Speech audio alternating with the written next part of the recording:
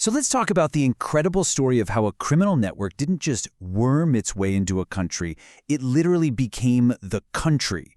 And we're going to start at the one moment it was all supposed to come crashing down. Okay, picture this. It's early 2026. In a move that shocks the world, U.S. forces capture the president of Venezuela, Nicolás Maduro, right there in Caracas. This is it, right? The ultimate decapitation strike against a regime the U.S. calls a narco-state. The leader's gone. But wait, that leaves one massive question hanging in the air. If you cut the head off the snake, who's actually left running the show?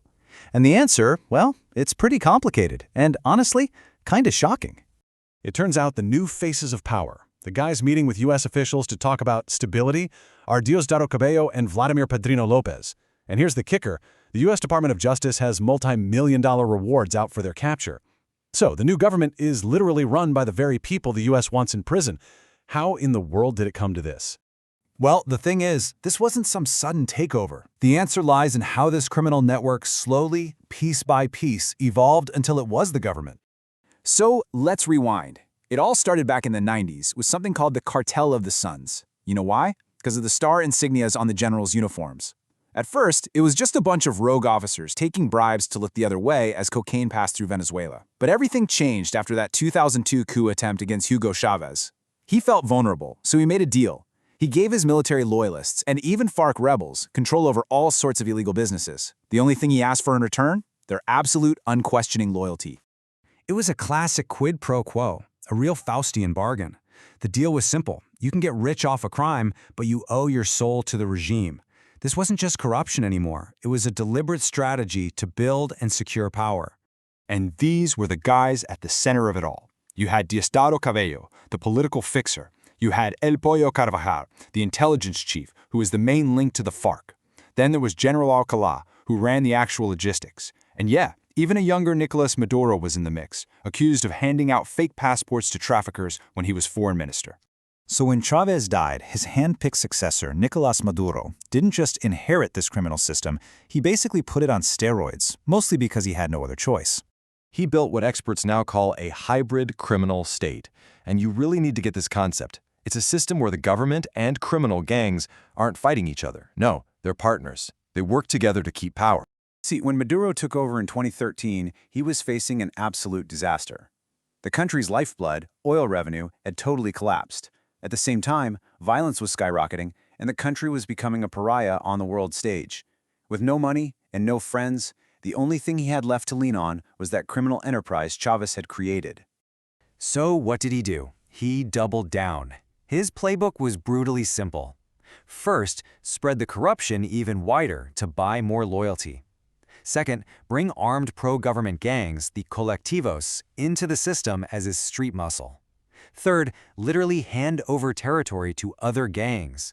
And fourth, make all this crime, drugs, illegal mining, you name it, an organized system to fund his regime. And just look at how formal these partnerships were.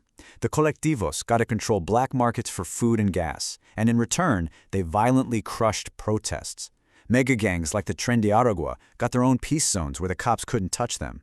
And Colombian guerrillas like the ELN, they were handed control of the borders and gold mines, basically acting as a proxy force for the state.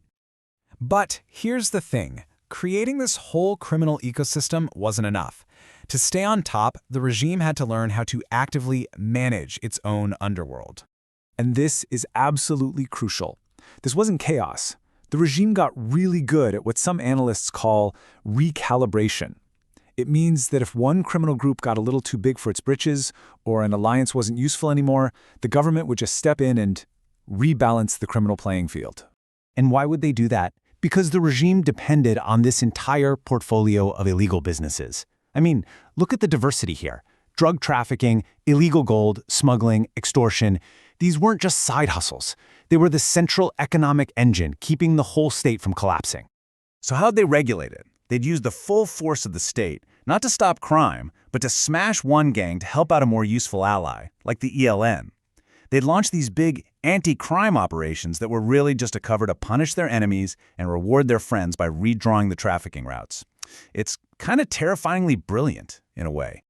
Now, at the very heart of all this was the military.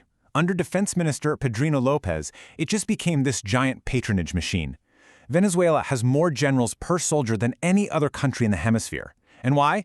Because every one of those general stars is basically a license to get your own piece of the criminal pie. And that right there, that was the final step.